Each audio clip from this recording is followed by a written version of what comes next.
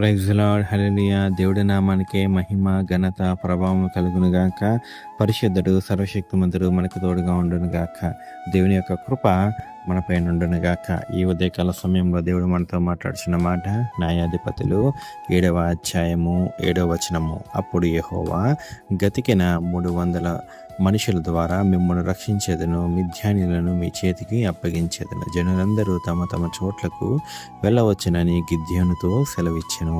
ఆమేన్, హల్లెలూయా. చూడండి, 300 మనుషుల ద్వారా యెహోవా గతికిన 300 మనుషుల ద్వారా మిమ్మల్ని రక్షించేదను. ఎవరి చేతిలో నుండి?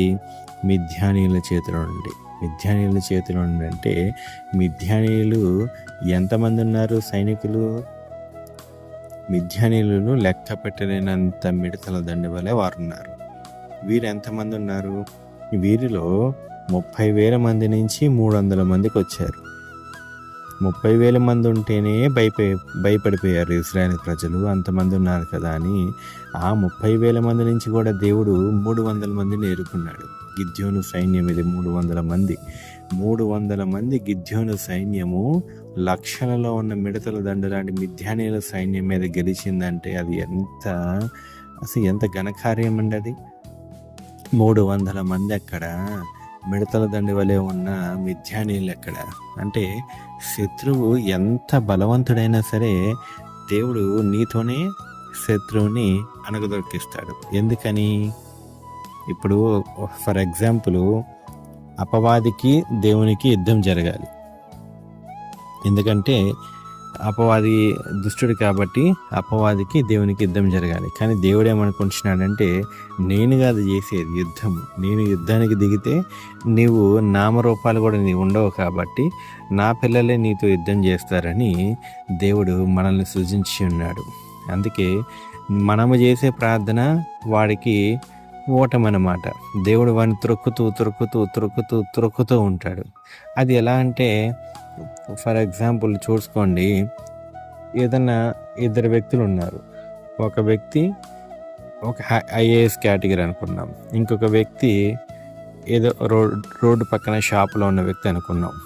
ఆ ఐఏఎస్ కేటగిరీకి వచ్చిన డౌట్కి ఈ రోడ్డు పక్కన చిన్న షాపులో ఉన్న వ్యక్తి క్లియర్ చేస్తే ఎంత అవమానం అది, ఎంత షేమింగ్గా ఉంటుంది. ఒక ఐఏఎస్ ఆఫీసర్ ఎక్కడ రోడ్డు పక్కన చిన్న పాన్ షాప్ ఉన్న వ్యక్తి అతనికి వచ్చిన డౌట్ని సాల్వ్ చేశాడంటే ఎంత షేమింగ్ అండి అది. కానీ ఇక్కడ కూడా అంతే, అపవాదిని ఎదిరించడానికి దేవుడు మనం పెట్టాడు కాబట్టి మనము త్రొక్కే కొంది, మనము ప్రార్థన చేసే కొంది దేవుడు అని త్రొక్కుతా ఉంటే వాడికి సిగ్గు, అవమానం అనమాట. ఎక్కడ మిద్యానీయులు, ఎక్కడ గిద్యోను సైన్యము? 300 మంది ఎక్కడ? అన్ని వేల మిడతల దండం ఎక్కడండి? అసలు ఎక్కడైనా ఆలోచించడానికి కూడా కష్టం అది.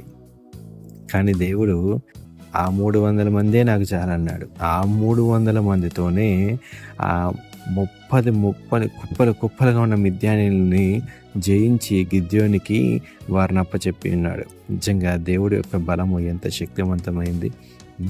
మనమేమో చిన్న వాటికి, ప్రాబ్లంకి, సమస్యకి మనము బాధపడుతూ ఉంటాం. వచ్చినది ప్రాబ్లం వచ్చింది, సమస్య వచ్చింది, కష్టం వచ్చింది, బాధ, వేదన, రోగం వచ్చిన్నది, ఏం చేయాలి? ఇదన్నీ వచ్చింది కాబట్టి దేవుని దగ్గరే ఉండాలి, ఆయన దగ్గరికే పరిగెత్తాలి. ఎందుకంటే ఇవన్నీ కూడా తీర్చేది ఆయనే కాబట్టి ఆయన దగ్గరికి మనం పరిగెత్తినప్పుడు ఈ బాధ, వేదన, కష్టము ఇవన్నీ కూడా దేవుడు తీసేస్తాడు. అంతేగాని అయ్యో భీమా ఇంత భయంకరమైన బాధ వచ్చింది, ఎవరికీ లేదే, నాకే ఎందుకు ఇలా వచ్చింది, నా పరిస్థితి ఏంటి ఇలా ఉందని అనుకుంటే ఇక కష్టం. తండ్రి, ఎవ్వరికీ లేకుండా శ్రమ, శోధన నాకు పెట్టావంటే ఏదో బలమైన కార్యం జరిగించబోతున్నావు. నువ్వు ఇచ్చిన శ్రమను బట్టి నీకు స్తోత్రమయ్యా. నీవు ఉన్నావు కదయ్యా, శక్తిమంతుడువు, సర్వశక్తిమంతుడువు, ఈ శ్రమ అంతయ్యా అని వేలో అనుకుని కనుక ప్రార్థిస్తే అది నీకు శ్రమ కనుమరుగైపోతుంది అన్నమాట.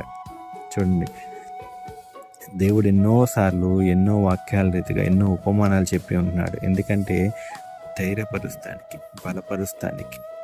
అంటి గొప్ప దేవుణ్ణి మనం ఆయన మాటలు వినకుండా ఎవరో ఏదో చెప్పే మాటలు విని మళ్ళీ ఇంకా బాధల్లోకి, ఇంకా కృంగుదనంలోకి వెళ్ళిపోతే అది తప్పు నీదవుతుంది, కానీ దేవుడిది అవ్వదు.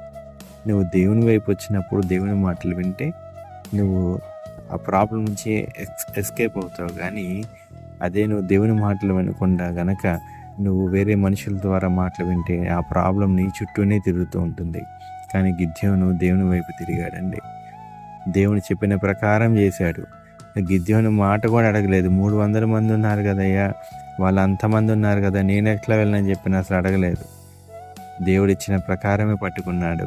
అదే 300 మందితో మిద్యానీయుల సైన్యాన్ని జయించిన ఉన్నాడు. నిజంగా అంత గొప్ప దేవుడు అండి మన దేవుడు. ఆ గొప్ప దేవుని కలిగి ఉన్న విధానాన్ని బట్టి ఆయన నామానికి మహిమ కలుగును గాక. చిన్న ప్రార్థన చేసుకుందాం. పరిశుద్ధుడ, సర్వశక్తిమంతుడ, సర్వాధికారి, మీకే వందనం రాజా, నీకే స్తోత్రం చెల్లిస్తున్నావు నా పరమ తండ్రి. అవునయ్యా, 300 మంది మిద్యానీయులు నా పరమ అయ్యా, అనేక మంది మిద్యానీయులు నా పరమ తండ్రి చుట్టుముట్టి ఉన్నప్పుడు అయ్యా, 300 మంది గిద్యోనుతో సైన్యముతో నా పరమ తండ్రి నీవు వారిని నా పరమ తండ్రి జయించిన విధానాన్ని బట్టి నీకే స్తోత్రములు రాజా. వందనంలో దేవా, నీకే స్తోత్రం చెల్లిస్తున్నాం. నిన్న నేడు ఏకరీతికున్న తండ్రి నీకే వందనాలయ్యా. ఎంతమంది ఏ బాధతో ఉన్నారో, ఏ సమస్యతో ఉన్నారో, ఏ వేదనతో ఉన్నారో నా పరమ తండ్రి అయ్యా, నువ్వు సమస్తం ఎరిగి ఉన్న దేవుడు అయ్యా. రాజా, వందనంలో దేవా, నీకే స్తోత్రాలు చెల్లిస్తున్నామయ్యా. ప్రతి ఒక్కరిని జ్ఞాపకం చేసుకోండి అయ్యా, దీవించండి, ఆశీర్వదించండి అయ్యా. దీనుల్ని ఎల్పుల్ని కూడా జ్ఞాపకం చేసుకోండి నా పరమ తండ్రి. అదే రీతిగా హోలీ స్పిరిట్ మినిస్ట్రీస్ని కూడా జ్ఞాపకం చేసుకోండి అయ్యా. నీ దాసులను కూడా జ్ఞాపకం చేసుకుని నా పరమ తండ్రి అయ్యా. నీవు నా పరమ తండ్రి, నీవు మా ముందు నడిపించండి అయ్యా. గిద్యోని వలె మీరు నడిపించమని నజరేయుడు సర్వశక్తిమంతుడు దేవుడి నామంలోనే, సర్వశక్తిమంతుడు దేవుడి నామంలోనే నా పరమ తండ్రి ఈ ప్రార్థన కూడా అడిగి వేడుకుంటున్నాం నా పరమ తండ్రి. ఆమేన్, ఆమేన్, ఆమేన్.